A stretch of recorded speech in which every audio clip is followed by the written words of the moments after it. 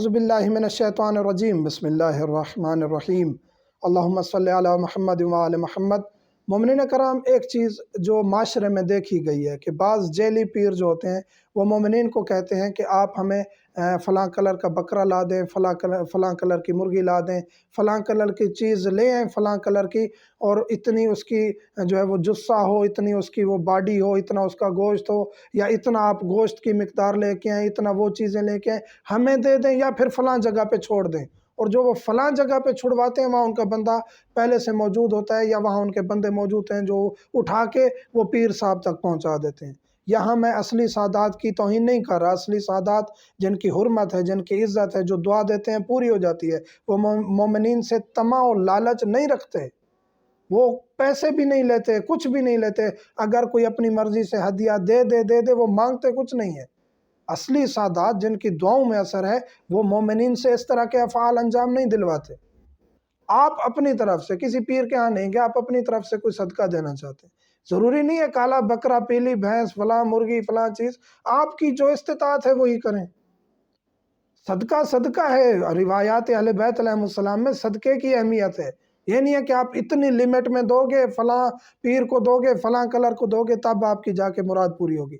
آپ صدقہ نکالیں یہ یقین کر کے کہ اہل بیت کا فرمان ہے، خدا کا حکم ہے، آپ کی جو استطاعت ہے مستحق تک پہنچائیں۔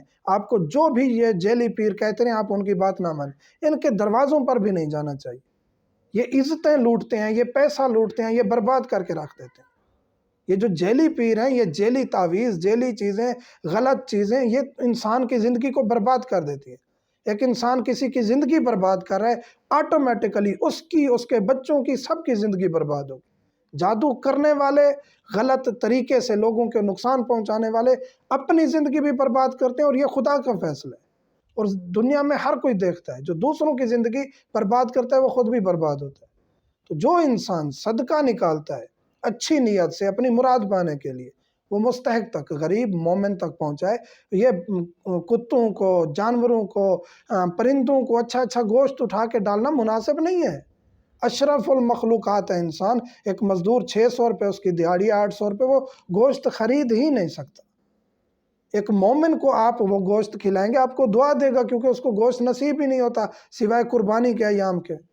آپ وہ اچھا گوشت پرندوں، جانوروں کو، کتوں کو کھلا رہے ہیں، کسی کی غلط افواہ پہ، کسی کے اپنے ذہن کی غلط پیدائش سے کہ آپ کا ذہن یہی کہہ رہا ہے آپ ایسا کریں۔ نہیں، پرندے ہیں، جانور ہیں، وہ تو چمڑا بھی کھا لیتے ہیں، بچا ہوا گوشت کا جو فاضل مادہ ہے وہ بھی کھا لیتے ہیں، وہ ڈالیں ان کو۔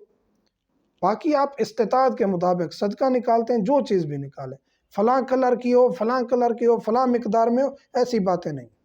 صدقہ نکالیں، مستحق مومن تک پہنچائیں، اور آپ مدارس دینیہ میں دیں، کیونکہ وہاں طالب علم مستحق ہوتے ہیں، ان کو جب اچھا کھانا ملتا ہے، وہ دیندار ہوتے ہیں، دعا کرتے ہیں، تو آپ کی آٹومیٹکلی ساری حاجات بھی پوری ہو جاتی ہیں، اور دعائیں بھی مستجاب ہوتی ہیں، اور پریشانیاں بھی ٹال جاتی ہیں۔